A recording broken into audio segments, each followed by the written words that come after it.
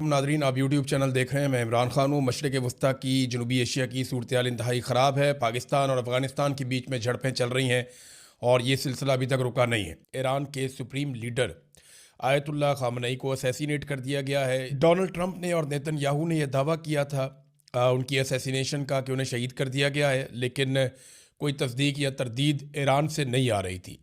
लेकिन बिलाखिर अभी तस्दीक आ गई है और ईरान की न्यूज़ एजेंसी ने भी कह दिया, वहाँ के अब ऑफिशियल्स भी बता रहे हैं कि आयतुल्लाह ख़ामनेई जो है वो शहीद हो गए हैं अमेरिका और इसराइल के हमले में। लगभग 3 दहाइयों से ज़्यादा हो गया इनको हदफ बनाने की कोशिश की जा रही थी। ये टारगेट थे अपने मुल्क के दुश्मनों के और हमेशा ये हमलों से बचते चले आ रहे थे। लेकिन अब आयतुल्लाह ख़ामनेई नहीं रहे। उनकी जो आखिरी पोस्ट है वो बड़ी पावरफुल थी और उसमें उन्होंने बनाम नामे हैदर ये उस पे लिखा था और एक तलवार है गोल्डन कलर की और अल-जुल्फ़िकार है, वो हज़रत अली रज़ी अल्लाह तआला अन्हु से मंसूब तलवार, और उसके साथ मिसाइल्स हैं ईरान के जो बरस रहे हैं और बड़ी पावरफुल पिक्चर थी। और उसके साथ उन्होंने जो शेर लिखा उसका उर्दू में तर्जुमा ये है कि फ़िरौन से कह दो मूसा दरियाए नील पर आ रहे हैं और अली अपनी जुल्फ़िकार के साथ इसराइल आ रहे हैं। ये जनाब उस शेर का मतलब था। तो ये एक बहुत बड़ी डेवलपमेंट है और यानी इस खित्ते के अंदर सबसे पुराना इक़्तिदार, सबसे ज़्यादा अरसे तक इक़्तिदार में रहने वाली शख्सियत हैं और इनका बड़ा असर रसूख था ईरान में, पूरे रीजन में। और ये ख़बर ये इतनी जल्दी डिफ्यूज़ नहीं होगी, इसके बड़े असरात होंगे ना सिर्फ ईरान के अंदर बल्कि पाकिस्तान समेत पूरे खित्ते में इसके असरात होंगे। आप बहुत बड़े बड़े इज्तिमा देखेंगे, बहुत बड़े बड़े मुज़ाहरे देखेंगे, ना सिर्फ ईरान के अंदर, इराक़ के अंदर, बाकी ममालिक के अंदर, यमन के अंदर, आपको पाकिस्तान के अंदर बहुत बड़े बड़े मुज़ाहरे होते हुए दिखाई देंगे। दुनिया भर के मुल्कों में होगा। और ये क्योंकि एक रूहानी लीडर थे और ईरान को ये कंट्रोल करते थे और पूरा निज़ाम जो है वो इनके ज़रिए से चलता था। और इनका एक अपना ख़ुदकार तरीका भी है कि जानशीन कैसे मुकर्रर हो जाता है अगर कोई सुप्रीम लीडर ना रहे, उनका इंतकाल हो जाए या उनकी शहादत हो जाए।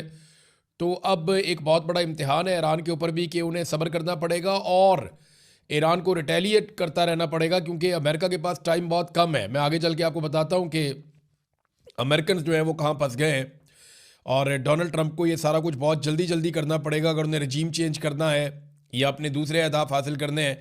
इन अहदाफ के बारे में हम आगे चलकर बात करते हैं। लेकिन अब जो है वो ये तस्दीक हो चुकी है आयतुल्लाह ख़ामनेई की शहादत की, और ये तस्दीक की गई है।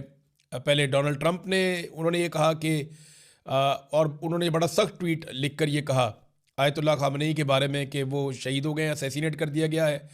और उसके बाद नेतन्याहू ने भी एक ट्वीट के अंदर कहा और बाकी लोगों ने भी कहा। तो पाकिस्तान की मीडिया पे नेतन्याहू को तो दिखाया जा रहा है, इमरान खान साहब को नहीं दिखाया जा सकता। ये प्रॉब्लम तो हमारे चलते रहेंगे। ईरान के ऊपर ताबड़तोड़ हमले किए गए हैं अमेरिका की जानिब से और इसराइल की जानिब से, और लगातार ईरान के शहरों के ऊपर आग बरस रही है। चाहे पाकिस्तान का मीडिया है चाहे इंटरनेशनल मीडिया है, वो ज़्यादातर ये दिखा रहे हैं कि ईरान जो मिसाइल दाग रहा है वो कितना नुकसान पहुंचा रहे हैं और कहाँ कहाँ पे नुकसान कर रहे हैं, जबकि ईरान के अंदर जो हो रहा है उसे बहुत कम रिपोर्ट किया जा रहा है। यानी ज़्यादा मिसाइल और तबाही ईरान के अंदर हुई है, ज़्यादा एयर स्ट्राइक्स जो हैं वो ईरान के ऊपर हुई हैं। ईरान के पास तो एयरफोर्स भी नहीं है, तो बहुत बड़े पैमाने पर ईरान के ऊपर अटैक्स हुए हैं, लेकिन वो अटैक उस तरह से रिपोर्ट नहीं हुए। और ऐसा लगता है कि पाकिस्तानी मीडिया हो या आलमी मीडिया हो, उन्हें इसराइल से ज़्यादा ख़बरें मिल रही हैं और बाकी ममालिक से ज़्यादा ख़बरें मिल रही हैं, और ईरान में उनके ख़बरों के लिए सोर्सेज बहुत कम है, वहाँ से उन्हें ख़बरें नहीं मिल रही। ईरान में बड़े अफसोसनाक वाक़यात हुए। उनमें एक बहुत बड़ा वाक़या जो है बच्चियों के स्कूल के ऊपर जो एक हमला हुआ, बड़ा खौफनाक। उसमें अब तक की इतला के मुताबिक कुछ आदाद-ओ-शुमार ये बता रहे हैं कि 100 से ज़्यादा बच्चियाँ शहीद हो गई हैं। कुछ ये कह रहे हैं कि 86 बच्चियाँ शहीद हुई हैं, कुछ 50 के करीब बता रहे हैं। लेकिन ये बहुत बड़ा और हौलनाक वाक़या है और बड़ा अफसोसनाक वाक़या है। और ये इसका जो इल्ज़ाम है वो अमेरिका और इसराइल के ऊपर आता है। डोनाल्ड ट्रंप ने और नेतन्याहू ने मिलकर ये अटैक किया है। ईरान ने बड़ी तेज़ी से हमले किए हैं बहुत सारी जगहों पे। यूएई और बहरीन के अंदर ज़्यादा अटैक किए गए हैं।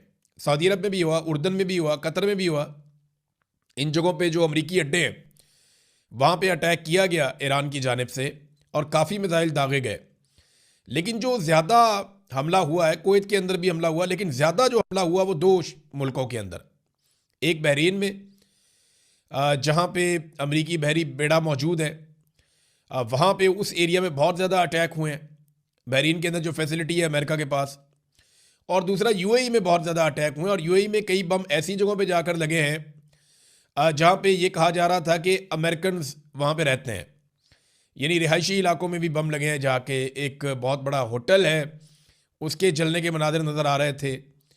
फिर जब ये पता चला कि यहाँ से कुछ फ़्लाइटें निकलने वाली हैं दुबई से और लोग यहाँ से निकल रहे हैं, तो फिर एयरपोर्ट के ऊपर भी ड्रोन हमला हुआ। फिर इसी तरह बहरीन में भी एयरपोर्ट के ऊपर एक ड्रोन हमला हुआ। तो ईरान जो है वो बड़ा अग्रेसिवली आया। ये एकदम ये तवक्को कोई नहीं कर रहा था कि ईरान इतना अग्रेसिवली आएगा, इतने जारहाना अंदाज में ईरान जवाब देगा, इसके बारे में कोई सोच भी नहीं सकता था। अब अमेरिका के लिए ना एक और बहुत बड़ा प्रॉब्लम पैदा हो गया। डोनाल्ड ट्रंप को इस लड़ाई को बहुत जल्दी कंक्लूड करना पड़ेगा, और ये दिखाई भी दे रहा है। डोनाल्ड ट्रंप ने एक पार्टी में शिरकत की, वहाँ से भी वीडियोज़ आई और ऐसा शो किया गया जैसे उन्हें कोई जल्दी नहीं है, कोई परेशानी नहीं है। ये विजुअल्स क्रिएट किए गए, लेकिन ये सब जानते हैं कि ये काम उन्हें बहुत जल्दी करना पड़ेगा। ईरान के साथ इस लड़ाई को तूल नहीं दिया जा सकता। देखिए, दो बड़े अहदाफ हैं डोनाल्ड ट्रंप के।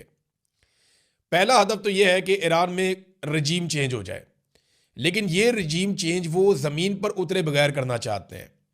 यानी अगर ईरान की सरजमीन पे कोई फ़ौजी बाहर से आएंगे तो ईरान की सारी जो अवाम है वही फ़ौज बन जाएगी, वो एक बहुत बड़ी मुसीबत बन जाएंगे, और एक ऐसी दलदल में आने वाली फ़ौज फंस जाएगी जिससे वो कई दहाइयों तक नहीं निकलेगी या कई सालों तक नहीं निकलेगी।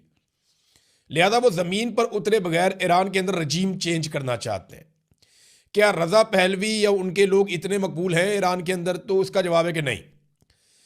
चलें, अगर आप ये भी कहें कि आयतुल्लाह ख़मीनी के या उनका जो इक़्तिदार है उसके लोग बहुत सारे मुखालिफ हैं या उन्हें पसंद नहीं करते, तो दूसरी तरफ जो अमेरिकन्स के लोग हैं या जो इसराइल के करीबी लोग हैं, रज़ा पहलवी वगैरह जो है, उनके भी कोई इतनी बड़ी फॉलोइंग नहीं है ईरान के अंदर।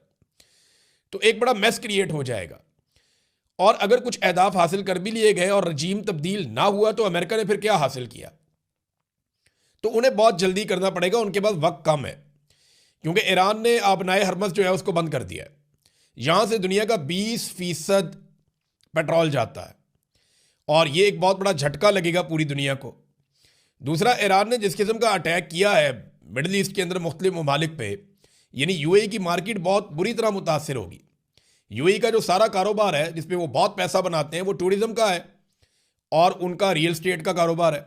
ये अब कीमतें एकदम नीचे गिरेंगी। मंडे को अमेरिका में जब मार्केट खुलेगी और जब दोबारा पूरी दुनिया बैठेगी, शेयर ऊपर नीचे होंगे, तो पता चलेगा कि दुनिया कहाँ खड़ी है, स्टॉक मार्केट कहाँ खड़ी है। ये आपको पता चलेगा मंडे को, और इसको मसनूई तौर पे कंट्रोल करना बहुत मुश्किल होगा। ये अमेरिका की मार्केट है, तो अब मंडे वाले दिन ये पता चलेगा। आलमी सतह पे तेल की कीमतें कहाँ पे जाएंगी ये भी आपको पता चलेगा। तो इसको जल्दी कंक्लूड करना है अमेरिका ने। उसको बहुत प्रॉब्लम है कि ये रजीम चेंज अगर करना है तो ये चंद दिन के अंदर अंदर उन्हें करना है। ज़्यादा टाइम उनके पास नहीं है, ज़्यादा टाइम लगेगा तो बाकी ममालिक बीच में आएंगे। रशिया और चाइना पहले ही स्टेटमेंट दे चुके हैं, पाकिस्तान ने स्टेटमेंट दिया लेकिन गोल मोल दिया, आगे चल के आपको मैं बताता हूँ। तो अमेरिका को फौरी तौर पे करना पड़ेगा जो भी करना है, वो उसमें ज़्यादा टाइम लगा नहीं सकता। तो उनको जल्दी अपने अहदाफ हासिल करने, और वो दिखाई नहीं दे रहा। ईरान को सिर्फ सब्र करना है और रिटेलिएट करते रहना है। अगर ईरान ये टाइम गुजार गया और दोबारा मुज़ाकरात की टेबल पे बैठ गए तो फिर ईरान की पोजीशन कुछ और होगी, वैसी नहीं होगी जैसी इस वक्त है। इनकी पोजीशन फिर बदल जाएगी, क्योंकि जंग के बाद जो है सूरत हाल कुछ और होती है। फिर बहुत सारे और फरीकैन भी बीच में बैठ जाते हैं, तो ईरान एक विक्टिम के तौर पे भी सामने आ सकता है। दूसरा हदफ जो अमेरिका का है वो ईरान की दिफाई सलाहियत, खास तौर पे जो उनकी मिसाइल की सलाहियत है उसको ख़त्म करना। अब चाहे वो किसी भी तरीके से करें, उनको तबाह करें, ईरान के साथ मुज़ाकरात करके करें या कुछ भी करके करें, उन्हें यह ख़त्म करना है। अब ये अहदाफ कैसे हासिल किए जा सकते हैं? ईरान अब कभी भी अपने हथियारों को नहीं छोड़ेगा, क्योंकि यही उसकी लाइफ लाइन है। ईरान को यह समझ आ गई है कि अगर ये मिसाइल भी उसके पास ना होते तो वो किसी को भी जवाब ना दे सकता।